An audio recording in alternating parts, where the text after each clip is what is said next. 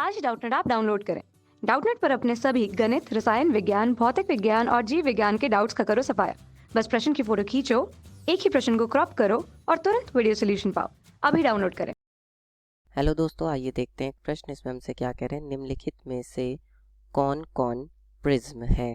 तो देखिए, पहला हमें चित्र दिया है एक कील का, दूसरा हमें चित्र दिया है किसका, बिना छिली हुई पेंसिल का, और तीसरा हमें चित्र दिया है कागज़ों पर रखने का जो भार होता है, और चौथा हमें क्या दिया है, एक बॉक्स यानी कि एक डिब्बा।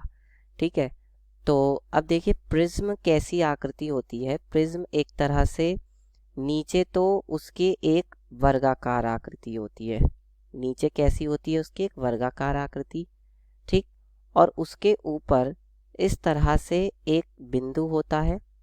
ठीक, अब इस बिंदु से हम इसके सभी जो छोर हैं उनको हम मिला देते हैं इस तरह से, फिर एक देखिए इस तरह से, और फिर एक ये लास्ट वाला यानी कि इस तरह से, तब जाकर कि ये प्रिज्म बनता है। ठीक है, इसको अगर आप वैसे दिखाना चाहें तो देखिए यहाँ पर ऐसी आकृति तो हमें सिर्फ ये तीसरी वाली ही दिख रही है, तो इसका मतलब जो कागज़ों पर रखने का भार होता है वही क्या है, वही एक प्रिज्म है। लेकिन ये जो पेंसिल है ये कैसी आकृति है, ये जब पेंसिल आप लाते हैं खरीद के और ये बिना छिली हुई होती है तो ये एक तरह से बेलन के रूप में होती है।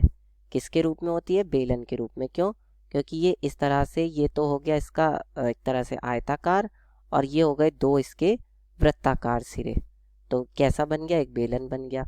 अब एक कील जो है, देखिए कील में एक त्रिभुजाकार आकृति हो गई और एक वृत्ताकार आकृति हो गई, तो ये एक तरह से शंकु बन गया। ठीक है, क्या बन गया, ये एक शंकु, क्योंकि इसमें एक ये त्रिभुजाकार आकृति और फिर इसमें एक ये वृत्ताकार आकृति।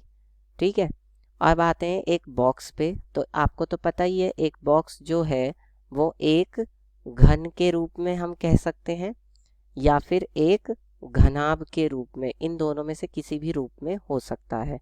क्यों, क्योंकि इसमें क्या है कि इस बॉक्स की कुछ लंबाई होगी, फिर कुछ चौड़ाई भी होगी, तो ये इसकी मान लिया चौड़ाई है, और इसकी कुछ ऊंचाई भी होगी, तो देखिए ये इसकी यहाँ से यहाँ तक ऊंचाई है, तो ये इसकी लंबाई, ये इसकी चौड़ाई और ये इसकी ऊंचाई है। इसलिए ये एक बॉक्स जो है एक घन के रूप में या घनाभ के रूप में हो सकता है।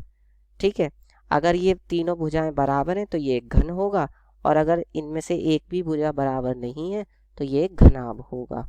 ठीक है, तो इस तरह से हम बता देंगे। कक्षा 6 से 12वीं से लेकर नीट, IIT, जेई वो एडवांस के लेवल तक 1 करोड़ से ज्यादा छात्रों का भरोसा। आज ही डाउनलोड करें डाउटनेट ऐप या व्हाट्सएप करें अपने सारे डाउट्स 8400 400 400 पर।